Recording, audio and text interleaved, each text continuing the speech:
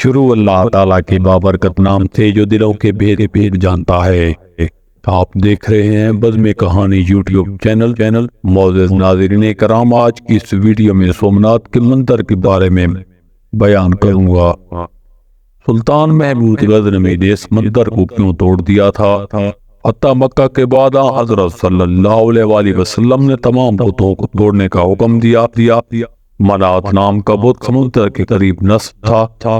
عرب کے بت پرستوں کے ہندوستان کے بت پرستوں کے ساتھ تجارتی اور دوسرے تعلقات تھے، اور بت پرستی بھی ان کے درمیان قدرے مشترک تھی۔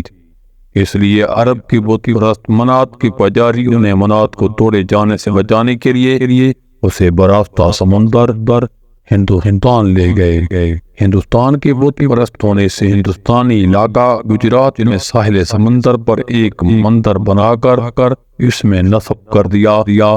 عرب سے آئے ہوئے اس بت کی شہرت تمام ہندوستان میں پھیل گئی۔ ہندوؤں نے منات کی اس بت سے مندر کا نام سومناتھ کا مندر رکھ دیا، جو اب سومناتھ بن چکا تھا، اور ہندوؤں نے زور و شور سے پوجا شروع کر دی۔ اس بت کو غسل دینے کے لیے سینکڑوں میل دور گنگا سے، جسے ہندو مقدس سمجھتے تھے، روز پانی لایا جاتا تھا۔ بہرحال اللہ تعالیٰ کو یہ منظور نہیں تھا کہ عرب کا کوئی بت ٹوٹنے سے بچ جائے۔ اس لیے افغانستان کے محمود غزنوی کے خواب میں اشارہ ہوا کہ عرب کا ایک بت ہندوستان آ گیا ہے، اسے توڑو، مگر یہ نہیں بتایا گیا کہ کہاں ہے۔ محمود غزنوی نے بت کی تلاش میں ہندوستان میں 17 حملے کیے۔ آخری حملے میں ہندوؤں کے درمیان دور تک گھس کر اور اپنی جان پر کھیل کر اس بت کو توڑ کر چھوڑا، اور اس کے بعد اس نے ہندوستان پر کوئی حملہ نہیں کیا۔ اس سے اشارہ ہو گیا تھا کہ اس نے اپنا مشن مکمل کر دیا ہے۔ اس طرح ہندوستان پر حملے کی ابتدا نہایت مبارک والی تھی۔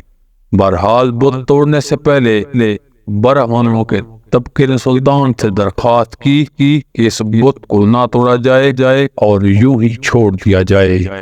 ہندوؤں نے اس کے بدلے میں دولت کی ایک بڑی مقدار دینے کا وعدہ کیا۔ معززین، ہندوؤں کی اس درخواست کو سلطان تک پہنچاتے وقت یہ خیال ظاہر کیا کہ اس درخواست کو قبول کر لینے میں ہمارا فائدہ ہوگا، لیکن اگر ہم اس بت کو نہ توڑ لیں تو توڑنے کے معاوضے میں معقول رقم قبول کر لیں تو اس میں غریب مسلمانوں کا فائدہ ہوگا۔ اس کے جواب میں محمود نے کہا، تم جو کہتے ہو وہ صحیح ہے، لیکن اگر تمہارے کہنے پر چلوں گا تو میرے بعد دنیا مجھے محمود بت فروش کے نام سے یاد کرے گی، اور میں اس بت کو پاش کروں گا تو مجھے محمود بت شکن کے نام سے یاد کرے گی۔ مجھے تو یہی بہتر معلوم ہوتا ہے کہ دنیا اور آخرت میں مجھے محمود بت شکن سے پکارا جائے۔ محمود بت شکن کی نیک نیتی اس وقت رنگ لائی جس وقت اس بت کو توڑا گیا تھا۔ اس کے پیٹ میں سے بے شمار اور بے قیمت ہیرے اور جواہرات نکلے۔ ان سب جواہرات کی قیمت برہمنوں کی پیش کردہ رقم سے 100 گنا زیادہ تھی۔ محمود غزنوی نے جب سومناتھ کے بت پر کاری ضرب لگانے کا ارادہ کیا تو اس بت کا بے حد عقیدت مند پجاری محمود کے سامنے آ گیا اور کہا، اگر تم نے اس بت کو کوئی نقصان پہنچایا تو میں تمہیں نہیں چھوڑوں گا۔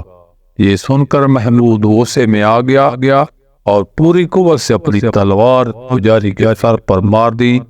پجاری تیزی سے پیچھے ہٹا، لیکن تلوار اس کے بائیں کاندھے پر لگی، جس نے اس کا پورا جسم کاٹ کر رکھ دیا۔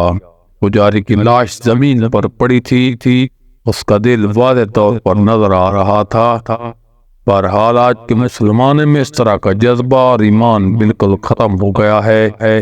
ہم دعا کرتے ہیں کہ اللہ پاک ہم سب مسلمانوں کے دلوں کو ایسے ایمان اور جذبے سے منور فرمائے۔ آمین ثم آمین۔